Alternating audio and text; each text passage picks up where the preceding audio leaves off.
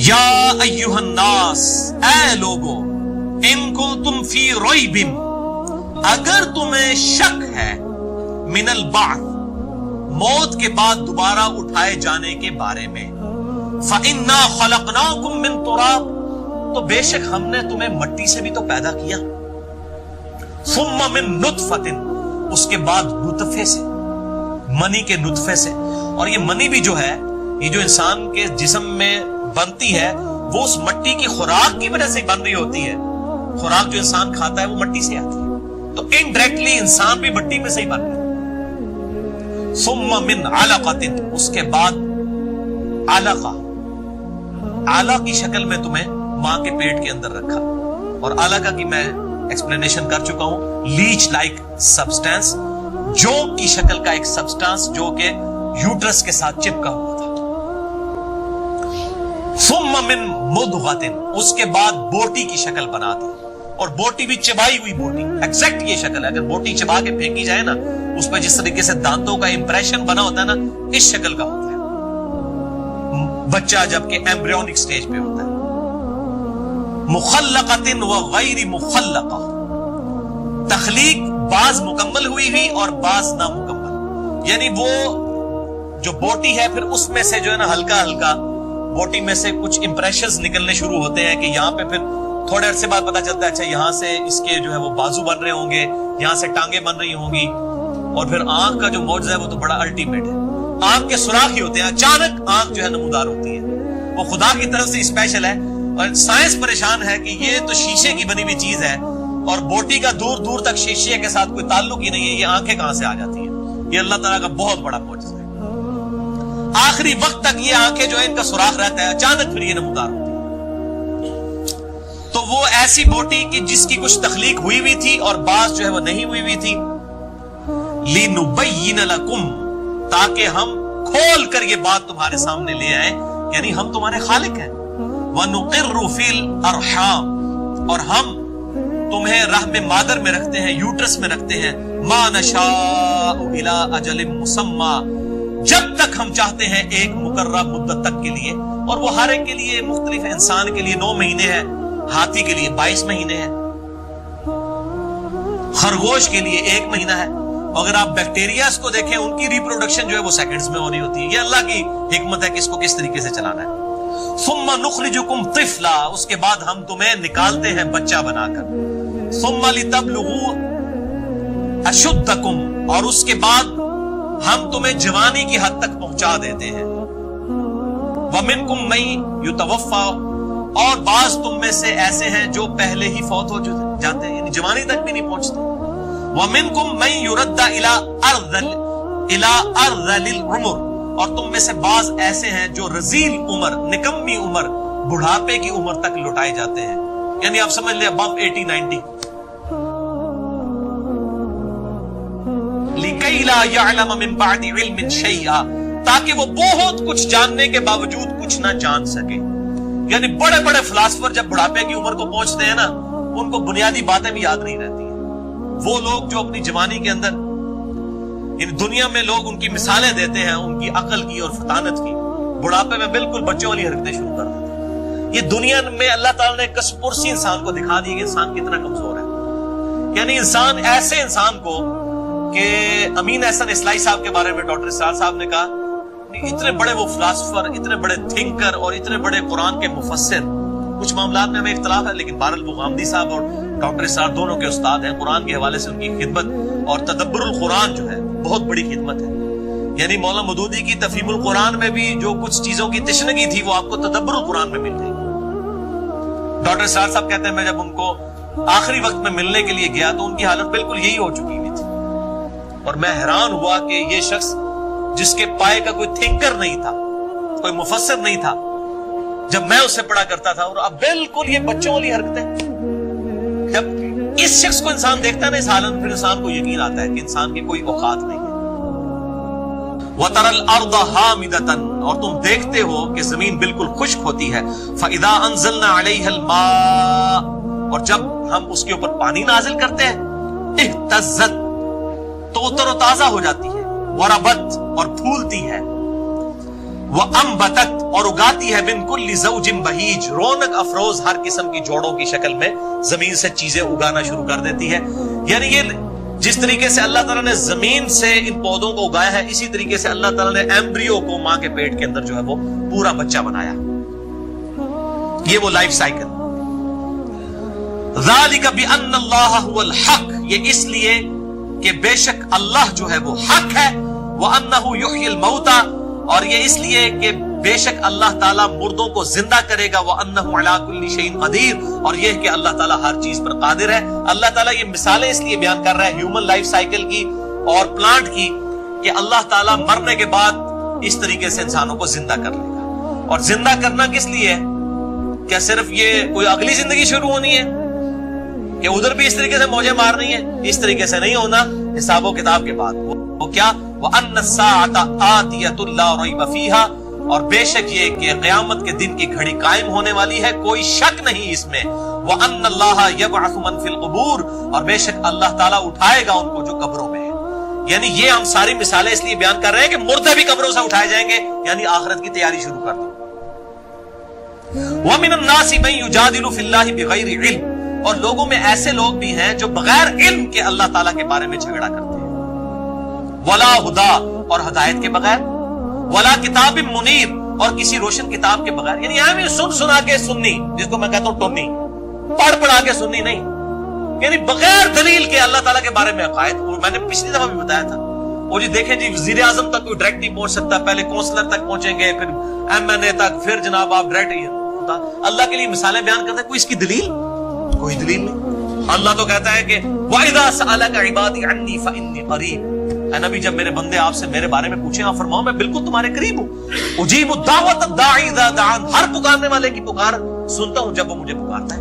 فلیستجیبوا لی ولیؤمنوا بی لعلہم یرشدون لیکن لوگوں کو بھی چاہیے کہ میری بات جو ہے مانے اور مجھ پر ایمان لائیں جیسا کہ ایمان لانے کا حق ہے تاکہ وہ رشد و ہدایت پا سکیں. نحن اقرب الیہ من حبل الورید ہم تمہاری رگے جان سے بھی زیادہ تمہارے قریب ہیں. اللہ کے لیے تو کوئی پروٹوکول نہیں ہے اس حوالے سے. یہ تو پوری انسانیت کا میگنا کارٹا ہے. ہر شخص اپنے رب کے ساتھ مخاطب ہو سکتا ہے. اس کے لیے بیچ میں کسی چیز کی ضرورت نہیں ہے. ہاں نبی صلی اللہ علیہ وسلم اس اعتبار سے وسیلہ ہے کہ اللہ تعالیٰ تک پہنچنے کا طریقہ کیا ہے وہ آپ نے سکھایا ہے. من یطع الرسول فقد اطاع اللہ جس نے رسول اللہ کی اطاعت کی گویا اس نے اللہ کی اطاعت کی. اس اعتبار سے تو آپ وسیلہ ہیں. باقی یہ پنجابی والے وسیلے جو کئی ایک بنائے ہوئے لوگوں نے یہ ایک الگ سے چیز ہے. مسئلہ نمبر 43 ہے میرا وسیلہ اور توسل کے صحیح احکام و مسائل پہ اہل سنت پاک.com پہ. وَلَقَدْ خَلَقْنَا الْإِنسَانَ فِي سُلَالَةٍ مِّن طِينٍ اور بے شک ہم نے انسان کو پیدا کیا مٹی کے جوہر میں سے. ثُمَّ جَعَلْنَاهُ نُطْفَةً فِي قَرَارٍ مَّكِينٍ اور پھر ہم نے اس نطفے کو ایک مضبوط جگہ پر ٹھہرا دیا یعنی ووم آف دا مدر یوٹرس کے اندر رحم مادر میں. ثم خلقنا النطفة علقہ اس کے بعد اس نطفے کو ہم نے علقہ بنایا. فخلقنا العلقة مضغة اور پھر علقہ کو ہم نے بوٹی بنا دیا. فخلقنا المضغة عظاما اور پھر اس بوٹی سے ہم نے ہڈیاں بنائی. اب یہ ایک ایکسٹرا چیز ہے جو سورۃ الحج میں نہیں آئی تھی کہ بوٹیاں بنتی ہیں اس میں سے ہڈی بنتی ہے اور پھر فَكَسَوْنَا الْعِظَامَ لَحْمًا اور پھر ان ہڈیوں کے اوپر ہم گوشت چڑھاتے ہیں. یہ ترتیب بھی سائنس کی وجہ سے ہمیں پتا چلی ہے اور الحمدللہ قرآن حکیم کی یہ ترتیب کو قرآن نے بھی جو بیان ہوئی تھی اس کو سائنس نے بھی جسٹیفائی کیا ہے کہ یہ اسی طریقے سے. ثُمَّ أَنشَأْنَاهُ خَلْقًا آخر اس کے بعد تو ہم کوئی اور ہی اٹھان پر انسان کو اٹھاتے ہیں یعنی روح پھونک دیتے ہیں. اب یہ روح جو ہے یہ میڈیکلی یا فزیکلی ڈیٹیکٹ نہیں ہو سکتی. اللہ تعالیٰ بات ہے بچہ بنا دیتے ہیں ماں کے پیٹ میں لیکن پھر ہم ایک اور اٹھان بچے کو اٹھاتے ہیں. وہ ایک ایسی خاص اٹھان ہے جو تمہارے نالج میں نہیں آ سکتی وہ روح ہے. اب دیکھیں نا بندہ وینٹیلیٹر پہ چڑھا ہوتا ہے ڈاکٹر کہہ دیتے ہیں جی میڈیکلی ڈیڈ ہو چکا ہے. یار وینٹیلیٹر پہ اس کے وہ سارا خون بھی چل رہا ہے دل بھی چل رہا ہے تو ڈیڈ کیوں ہو چکا ہے؟ کیا چیز ہے بیچ میں سے نکل گئی ہے؟ روح. اور روح تیرے رب کا امر ہے. تو یہ اللہ تعالیٰ کا پھر ایک اور ہی اٹھان اٹھاتے ہیں وہ تمہارے نالج سے باہر ہے کہ وہ کیا چیز ہے. اسی چیز کا نکل جانا ہی تو موت ہے. انسان اپنی موت کو نہیں ٹال سکتا. اللہ تعالیٰ نے فرمایا نا کہ تم اپنی موت کو نہیں ٹال سکتے چاہے اپنے آپ کو مضبوط قلعوں میں بھی بند کر موت نہیں ٹال سکتے. اور موت ہی سب سے بڑا پرابلم ہے. واللہ اگر موت نہ ہوتی کوئی اللہ تعالیٰ کا اوبیڈینٹ نہ ہوتا. یعنی میرا سب سے بڑا مسئلہ ہی موت ہے. اگر کسی شخص کو بتا دیا جائے کہ تجھے موت نہیں آنی ہے تو پھر خدا کو کس نے پوچھنا ہے, خدا کی کس نے اطاعت کرنی ہے؟ یہ موت تو سب سے بڑی تلوار ہے, کیونکہ انسان کو ڈر ہے کہ مرنے کے بعد کیا ہوگا میرے ساتھ. یہ وہ ڈر ہے جو انسان کو مجبور کرتا ہے خدا کو ماننے پر, کہ یہ پرپس فل کریشن ہے.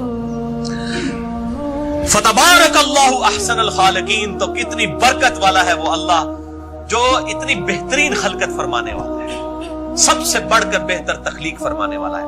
ثم انکم بعد ذلک لمیتون, اس کے بعد تم موت کا شکار ہو جاتے ہو. ثم انکم یوم القیامت تبعثون, پھر اس کے بعد قیامت والے دن تمہیں اٹھا بھی دیا جائے گا. یعنی اب تو کہتے ہیں نا کہ مر جائیں گے, مر کے بھی چین نہ پایا تو کدھر جائیں گے, یعنی مر کے بھی تو جان نہیں چھوٹ رہی نا. اللہ تعالیٰ مانتا ہے مرنے کے بعد دوبارہ تمہیں زندہ کر لیں گے, تو دوبارہ زندہ کریں گے تو کیا ہوگا, وہ اگلا ریفرنس ہے سورہ الدہر آیت نمبر 1-4. هل اتى على الانسان حين من الدهر, کیا انسان پہ زمانے میں طویل وقت ایسا نہیں گزرا, لم یکن شیئا مذکورا, کہ وہ کوئی قابل ذکر شے نہیں تھا. اب اس کی تفسیر ہے بہت زیادہ ہے, اس میں بعض ایوولوشن کی طرف بھی گئے ہیں اور چیزوں کی طرف میں اس کو سکپ کر رہا ہوں. بہرحال انسان پہ طویل وقت ایسا گزرا ہے کہ وہ کوئی قابل ذکر شے نہ تھا. اللہ کے پاس اس کی روح تو موجود تھی لیکن خود کوئی قابل ذکر شے نہ تھا. انا خلقنا الانسان من نطفۃ امشاج, بے شک ہم نے انسان کو مرد اور عورت کی ملی جلی منی سے پروڈیوس کیا. نبتلیہ, تاکہ ہم انسان کو آزمائیں. فجعلناہ سمیعا بصیرا, تو ہم نے اسے سنتا اور دیکھتا کر دیا. یہ اعضاء ہم نے کس لیے دیے؟ ان السمع والبصر والفؤاد کل اولئک کان عنہ مسئولا, بے شک کان, آنکھیں اور عقل, اس کے بارے میں تمہیں پوچھا جائے گا. ان کو استعمال کر کے حق بات تک پہنچنے کی کوشش کیوں نہیں کی؟ انا ہدیناہ السبیل, بے شک ہم نے ہدایت کا راستہ واضح کر دیا ہے. اما شاکرا و اما کفورا, اب چاہے شکر گزاری کی روش اختیار کرو چاہے ناشکری کی. یہ آیت جو میں اکثر مسئلہ تقدیر میں بھی کوٹ کرتا ہوں کہ اللہ نے حق اور باطل بتا دیا, اب انسان کی مرضی حق کو قبول کرے یا باطل کو. لیکن اس کا یہ مطلب نہیں کہ جو مرضی کرتا رہے اینڈ میں بھی جو مرضی کو ہو جائے گا, اس طرح نہیں ہوگا. وہ ساتھ ہی بات آگئی, انا اعتدنا للکافرین سلاسلا, بے شک ہم نے انکار کرنے والوں کے لیے, یہ کافر پنجابی والا نہیں عربی والا, چاہے عمل سے انکار کیا, چاہے عقیدے سے انکار کیا, چاہے خدا کو ماننے سے انکار کیا, چاہے خدا کی ماننے سے انکار کیا, اس کے لیے سلاسلا, اس کے لیے ہم نے زنجیریں بنائی ہیں. واغلالا, اور طوق, وسعیرا, اور دوزخ کی آگ. ولیعوذ باللہ تعالی. تو میرے بھائیو, انسان اللہ تعالیٰ کی سب سے سیریس کریشن ہے, یہ مقصد کے لیے پیدا ہوئی ہے. افحسبتم انما خلقناکم عبثا, کیا تم نے گمان کیا کہ ہم نے تمہیں ویسے ہی پیدا کر دیا. وانکم الینا لا ترجعون, اور تمہیں مر کر ہماری طرف نہیں لوٹنا. میرے بھائیو, موت بہت بڑی دھمکی ہے, یہ انسان کو مجبور کرتی ہے. اور وہ آیت یاد رکھیں, سورۃ الاعراف آیت نمبر 179. وَلَقَدْ ذَرَأْنَا لِجَهَنَّمَ كَثِيرًا مِنَ الْجِنِّ وَالْإِنسِ, اور بے شک جن اور انسانوں کی اکثریت پیدا ہی ہم نے دوزخ کے لیے کی ہے. بڑی سخت ہے, لیکن جان بوجھ کر نہیں. ہم نے ان کو آنکھیں دی تھی, یہ دیکھتے نہیں, کان دیے تھے, سنتے نہیں, عقل دی تھی, استعمال نہیں کرتے, دل کو استعمال نہیں کرتے. اولئک کالانعام بل هم اضل, یہ چوپایوں کی مانند ہے بلکہ ان سے بھی گئے گزرے ہیں, جو ان انسٹرومنٹس کو استعمال کر کے خدا تک نہیں پہنچتے. اللہ نے کسی پر ظلم نہیں کیا, اللہ تعالیٰ نے اکاؤنٹیبل ٹھہرا لیا ہے ہر شخص کو یہ تمام چیزیں دے کر. تو انسان بڑی سیریس کریشن ہے. میں اکثر کہتا ہوں کہ ہم خدا کو سیریس نہیں لیتے, لیکن اللہ نے سب سے زیادہ سیریس جسے لیا ہے وہ انسان ہے. یعنی اللہ نے پیغمبر بھیجے, کتابیں بھیجی, پھر ہماری جبلت کے اندر حق اور باطل کی تمیز رکھتی. آج بھی ہالی ووڈ کی فلم کے اینڈ پہ نا سچ کی جی دکھائی جاتی ہے, جھوٹ کی جو ہے وہ شکست دکھائی جاتی ہے. یعنی ہماری انسٹنکٹ میں موجود ہے کہ سچ بولنا اچھا, جھوٹ بولنا برا ہے. نبی کی تعلیمات کے بغیر ہر انسان کو پتا ہے کہ دھوکہ دینا برا اور خیر خواہی کرنا اچھا ہے. اس ہیومن انسٹنکٹ کی وجہ سے اللہ تعالیٰ کی بارگاہ میں انسان اکاؤنٹیبل ہے. تو اللہ تعالیٰ نے انسان کو بڑا سیریس لیا ہے. انسان بھی اللہ تعالیٰ کو سیریس لے لے تب بچ سکتا ہے. باقی اب وہ جو ایشو ہے وہ بڑا سخت ہے کہ اللہ تعالیٰ نے ہمیں اتنی بڑی تکلیف اور مصیبت میں ڈالا, یعنی مجھ سے پوچھے بغیر مجھے پیدا کر دی. اس کا جواب پھر قرآن میں اللہ تعالیٰ نے بالکل سیدھا سیدھا جواب دیا ہے. سورۃ الانبیاء نمبر 23. لا يسأل عما يفعل وهم يسألون, اللہ کو کوئی پوچھ نہیں سکتا کہ اس نے یہ کام کیوں کیا, اور جو وہ کرتے ہیں اللہ تعالیٰ ان سے پوچھنے والے ہیں۔ بہرحال یہ مسئلہ تقدیر بڑا گمبھیر مسئلہ ہے، اور میں نے اللہ تعالیٰ کے فضل و کرم سے بڑی محنت کے ساتھ قرآن حکیم سے 50 کراس ریفرنسز لے کر 200 آیات کی روشنی میں مسئلہ تقدیر ریکارڈ کروا دیا ہے۔